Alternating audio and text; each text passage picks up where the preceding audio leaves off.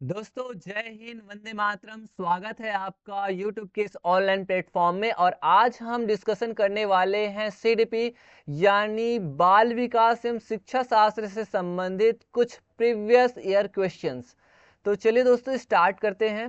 हमारा first question है, भावनाओं, व्यक्तित्व और सामाजिक संबंधों में परिवर्तन और स्थिरता किस विकास में शामिल है?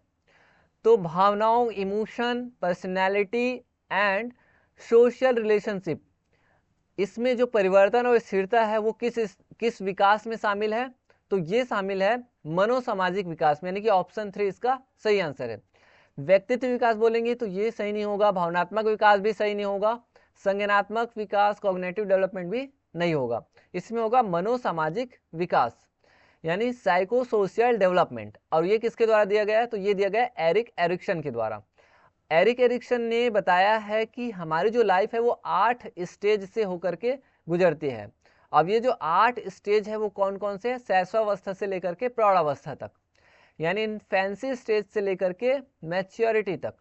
तो पहला है इन्फेंसी स्टेज, फिर अर्ली चाइल्डहुड स्टेज, फिर प्री स्कूल, फिर स्कूल एज, फिर एडोलसेंस, यंग एडल्टहुड, फिर मिडिल एडल्टहुड, उसके बाद फिर मैच्योरिटी। तो ये 8 स्टेज दिए गए हैं एरिक एरिक्सन के द्वारा। नेक्स्ट क्वेश्चन देखते हैं, छात्रों के विविध समूहों को पूरा करने के लिए निम्नलिखित में से कौन कौन सांस्कृतिक रूप से उत्तरदायी शिक्षण का सही वर्णन करता है? बताइए कि छात्रों के विविध समूहों को पूरा करने के लिए कौन सांस्कृतिक रूप से उत्तरदायी शिक्षण का सही वर्णन करता है? तो ये वर्णन करता है सुविचारित, यानी पहले से हम विचार कर लिए रहते हैं। अनुकूलित, जो पहले से अनुकूल हो यानी अनुकूल हो टाइम के अकॉर्डिंग। और विभेद, ये भी होना चाहिए, यानी कि पता होना चाहिए कि क्या है कैसा है, यानी डिस्क्रिमिनेशन होना चाहिए। मानकीकृत नहीं होना चाहिए, स्टैंडर्डाइज्ड नहीं होना चाहिए, यानी कि ये वाला जो है ये सही नहीं होगा, बाकी तीनों सही हो गए। यानी कि इसमें ऑप्शन नंबर 3 सही होगा, जिसमें पहला, दूसरा और ये तीसरा शामिल है। यानी पहले से कोई चीज़ सुविचारित होना चाहिए, अनुकूलित होना चाहिए और विभेदित होनी चाहिए। पहले से मानकीकृत नहीं होनी चाहिए कि हम इसको पढ़ेंगे, क्योंकि टाइम के अकॉर्डिंग चीज़ें बदल जाती है ना। अब नेक्स्ट क्वेश्चन देखते हैं। नेक्स्ट क्वेश्चन है, अभिकथन ए कहता है, असर्शन कहता है, स्कूलों को उस ढांचे के भीतर कार्य करना चाहिए जो तैयार उत्पाद और सीखने के परिणामों का आकलन करते हैं। यानी बोल रहे हैं कि स्कूलों को उस ढांचे के भीतर कार्य करना चाहिए जो तैयार उत्पाद और सीखने के परिणामों का आकलन करते हैं, यानी कि असेसमेंट करते हैं। कारण बता रहे हैं कि सीखना पक्के तौर पर अनुक्रमिक और पदानुक्रमिक क्रमित है, ऐसा बोल रहे हैं। तो इनमें से कौन सा ऑप्शन सही हो जाएगा? तो इसमें देखिए पहला जो भी कथन है ना, स्कूलों को उस ढांचे के भीतर कार्य करना चाहिए जो तैयार उत्पाद और सीखने के परिणामों का आकलन करते हैं, ये सही है ना। लेकिन सीखना पक्के तौर पर अनुक्रमिक और पदानुक्रमित है, ऐसा पक्के तौर पे एक क्रम, अनुक्रम या पदानुक्रम के अकॉर्डिंग है, ये सही नहीं है, क्योंकि कोई भी चीज़ें हम सीख सकते हैं। तो एकदम पक्के तौर पे अनुक्रमिक और पदानुक्रमित नहीं है, यानी कि ए सही है और आर गलत है, यानी कि ऑप्शन 3 इसका सही आंसर है। नेक्स्ट क्वेश्चन देखते हैं, लेव वाइगोत्स्की के अनुसार भाषा और विचार के बीच क्या संबंध है? तो लेव वाइगोत्स्की के अनुसार भाषा और विचार के बीच क्या संबंध है? देखिए कौन सा ऑप्शन सही हो जाएगा? तो इसमें से हो जाएगा आपका कि भाषा और विचार विकास की जटिल विनिमय प्रक्रिया है, यानी कि ऑप्शन 4 इसका सही आंसर है। लेव वाइगोत्स्की ने कौन सा सिद्धांत दिया है? तो लेव वाइगोत्स्की ने दिया है सामाजिक सांस्कृतिक सिद्धांत, यानी सोशियल कल्चरल थ्योरी। ठीक है, तो देखिए जो लेव वाइगोत्स्की है उनके अनुसार अगर देखें तो भाषा विचार को आकार नहीं देती है, ये गलत है। क्योंकि देखिए भाषा विचार को आकार देती है ना। विचार भाषा को आकार देती है, ये भी गलत है। भाषा और विचार एक दूसरे से स्वतंत्र है, ये भी गलत है। तो देखिए लेव वाइगोत्स्की ने जो सिद्धांत दिया है वो दिया है किस तरह से? सोशियल कल्चरल थ्योरी, तो सामाजिक सांस्कृतिक सिद्धांत में उन्होंने दिया है कि हम जो कोई विचार करते हैं, कोई चीज़ें सोचते हैं, तो उस विचार को कोई भाषा है वही तो आकार देगी ना, जिसे हम इंग्लिश में बोलेंगे, हिंदी में बोलेंगे, छत्तीसगढ़ी में बोलेंगे, या किसी भी लैंग्वेज में, मराठी लैंग्वेज में ऐसा बोलेंगे, मतलब बोलेंगे। यानी कि कोई विचार है, उस विचार को आकार कौन देगी? भाषा। तो इसमें मुख्य जो चीज़ें हैं वो है social interaction, MKO more knowledgeable others इन्होंने दिया हुआ है, जोन ऑफ प्रॉक्सिमल डेवलपमेंट यानी कि ZPD, एंड स्कैफोल्डिंग। ये 4 महत्वपूर्ण चीज़ें हैं जिन्हें लेव वाइगोत्स्की ने दिया है सोशल कल्चरल थ्योरी में। नेक्स्ट क्वेश्चन देखते हैं, निम्नलिखित में से कौन सा सही सुमेलित युग्म है? यहाँ पे पूछ रहे हैं इनमें से कौन सा जो सही सुमेलित युग्म है। तो कौन सा सही सुमेलित युग्म है? तो मानदंड संदर्भित मूल्यांकन विशिष्ट विषयों की महारत शामिल है, ये सही नहीं है। मानदंड संदर्भित मूल्यांकन साथियों के प्रदर्शन की तुलना करता है, यानी कि ये यहाँ पे दूसरा वाला सही है। मानक संदर्भित मूल्यांकन ये होता है साथियों के प्रदर्शन की तुलना करना, कि इस तरह से हम स्टैंडर्ड, जब हम कोई किसी का मूल्यांकन करते हैं, है ना, यानी एवेल्युएशन करते हैं, तो साथियों के प्रदर्शन की तुलना करते हैं ना, कि रैंक कितना आया है, किसका ज़्यादा है, तो ये सही होगा। रचनात्मक मूल्यांकन यह निर्धारित करना कि छात्र कक्षा से पहले और बाद में क्या कर सकते हैं, ये सही नहीं है। रचनात्मक मूल्यांकन में हम कक्षा में भी यानी क्लास के चलते टाइम भी मूल्यांकन करते हैं, पहले और बाद में ऐसा जरूरी नहीं है।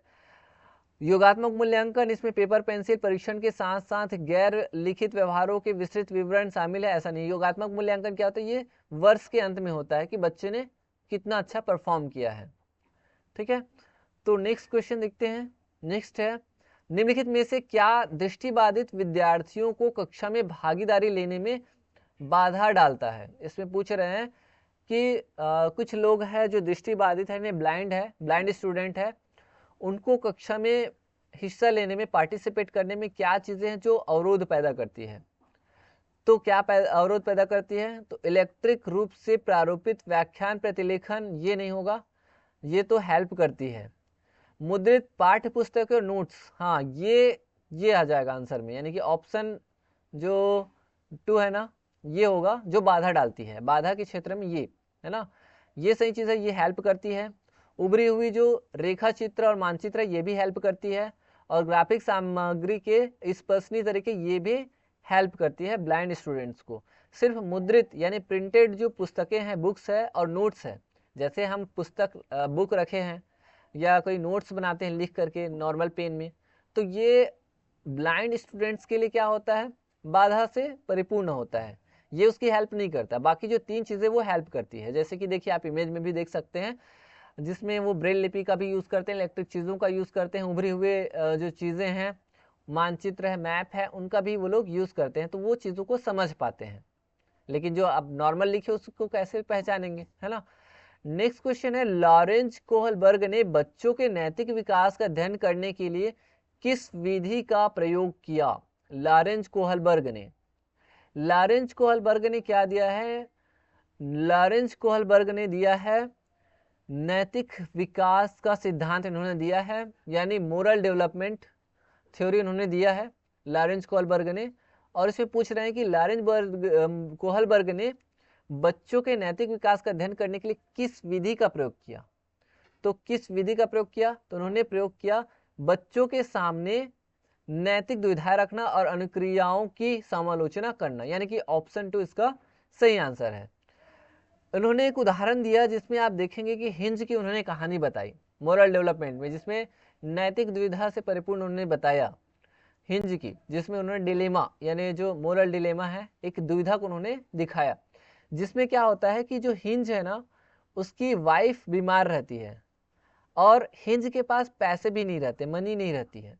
ठीक है, अब ऐसी कंडीशन में उसके पास 2 ऑप्शन था, या तो वो अपनी वाइफ को मरते हुए देखता, तड़प तड़प के मरते हुए देखता, या फिर वो चोरी करता, यानी चोरी करके दवाई लेता, क्योंकि उसके पास पैसे नहीं थे, कोई उधारी दे नहीं रहे थे। अब ऐसी कंडीशन में उसको दवाई की सख्त जरूरत है अपनी वाइफ को बचाने के लिए। तो अपनी वाइफ को बचाने के लिए या तो वो चोरी करता, और चोरी करता तो ये भी खतरा था कि उसको पुलिस पकड़ के ले जाती। तो वो इस तरह से रिस्क लेने के लिए तैयार हो जाता है और वो चोरी करता है ताकि अपनी वाइफ की जान बचा सके। तो ये होता है इस तरह की नैतिक दुविधा, जिसमें या तो वो अपनी वाइफ को खो दे या फिर वो अनैतिक काम करे या चोरी करे जिससे उसे जेल जाना पड़े। तो ये होता है नैतिक द्विधा, मोरल डिलेमा। नेक्स्ट क्वेश्चन है, रचनावादी शिक्षण विद्यार्थियों को अधिगम की ओर ले जाता है। यहाँ पे पूछ रहे हैं कि रचनावादी जो शिक्षण है, रचनावादी शिक्षण है वो विद्यार्थियों को अधिगम की ओर ले जाता है। किस अधिगम की ओर ले जाता है? तो 4 ऑप्शन है, इसमें से कौन सा ऑप्शन सही हो जाएगा? तो हो जाएगा ऑप्शन ए, खोज आधारित। यानी रचनावादी जो शिक्षण है ना, वो यानी फॉर्मेटिव जो एजुकेशन है वो कहाँ ले जाते हैं? विद्यार्थियों को खोज आधारित शिक्षण की, अधिगम की ओर, लर्निंग की ओर। यानी कि जिस तरह से बच्चे अगर पढ़ाई करेंगे, रचनावादी फॉर्मेटिव जो एजुकेशन है उसमें करेंगे, यानी रचनात्मक चीज़ें कार्य करेंगे, तो वो किस ओर जाएंगे? आगे खोज आधारित शिक्षण की ओर, खोज आधारित एजुकेशन की ओर वो लोग आगे बढ़ेंगे। यानी बच्चों को जितना हो सके ना उसको क्या करना चाहिए? रचना करने आना चाहिए, बनाना चाहिए, कोई चीज़ें क्रिएटिविटी होनी चाहिए उसके पास। ठीक है। नेक्स्ट क्वेश्चन है, पठन वैफल्य यानी डिसलेक्सिया से जूझ रहे छात्रों को पढ़ना सिखाया जा सकता है। अब पठन वैफल्य यानी डिसलेक्सिया यानी पठन यानी रीडिंग से रिलेटेड जो विकार होते हैं ना उसे कहते हैं डिसलेक्सिया, यानी जो रीडिंग नहीं कर पाते ठीक से। तो इस समस्या से जूझ रहे जो स्टूडेंट्स है उसको पढ़ना सिखाया जा सकता है। कैसे सिखा सकते हैं? तो इसे सिखा सकते हैं जिसको पढ़ना नहीं आता उसे व्यवस्थित ध्वन्यात्मक प्रशिक्षण के माध्यम से, यानी कि ऑप्शन इसका सही आंसर है। उच्च ग्रेड स्तर के पठन ग्रंथ उच्च ग्रेड नहीं देना है क्योंकि उसको नॉर्मली सिखाना है। लंबे और जटिल गद्यांश देकर के ये भी नेगेटिव है, ये भी नेगेटिव है। अनुकूलन की अनुबंधन विधि के माध्यम से ये भी सही नहीं होगा। तो उसे क्या करना है? व्यवस्थित ध्वन्यात्मक प्रशिक्षण देना है।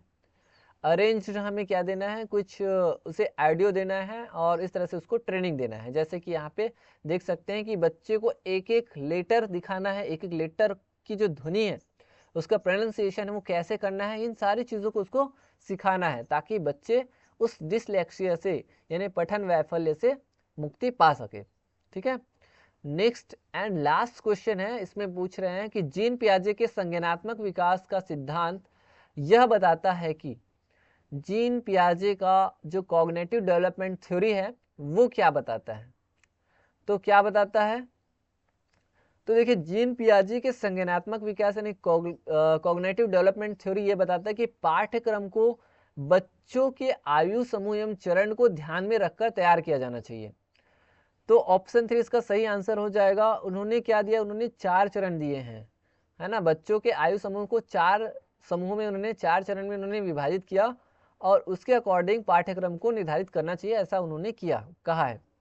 तो ये 4 स्टेज कौन कौन से हैं? तो ये 4 स्टेज है।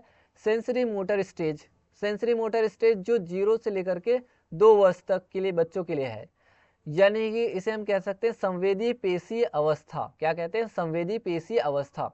एक होता है दूसरा स्टेज जो होता है प्री ऑपरेशनल स्टेज, जो 2 से लेकर के 7 वर्ष तक, 2 से लगभग 7 वर्ष तक होता है, जिसे हम क्या कहते हैं? इसे हम कहते हैं पूर्व संक्रियात्मक अवस्था, जिसमें अपलटावी वगैरह कुछ कुछ चीज़ें हैं। जैसे पैसे को आप सिक्के को एक साइड रखोगे, एक साइड नोट रखोगे, तो वो सिक्के को पकड़ेगा क्योंकि सिक्का ज़्यादा है, नोट कम है, ऐसा करके। उसके बाद आता है कॉन्क्रीट ऑपरेशनल स्टेज यानी मूर्त संक्रियात्मक अवस्था, जो कि 7 से लेकर के 11 वर्ष तक होता है, जिसमें वो सारी चीज़ों को समझ जाता है, बहुत सारी चीज़ों को, जैसे अपलटावी वगैरह, मुद्रा वगैरह, है ना। और उसके बाद आता है फॉर्मल ऑपरेशनल स्टेज, यानी कि ये हो जाता है औपचारिक संक्रियात्मक अवस्था। ये अवस्था होता है 11 से लेकर के 15 वर्ष तक, जिसमें वो बहुत सारी चीज़ें सीख जाता है, अमूर्त चिंतन भी करने लग जाता है। तो इस तरह से दोस्तों आज हमने सीडीपी के बहुत ही इंपॉर्टेंट प्रीवियस ईयर क्वेश्चंस को अच्छे से समझ लिया है। आई होप कि आपको ये चीज़ें अच्छे से समझ में आई होंगी। मिलेंगे नेक्स्ट वीडियो लेक्चर में, तब तक के लिए थैंक यू।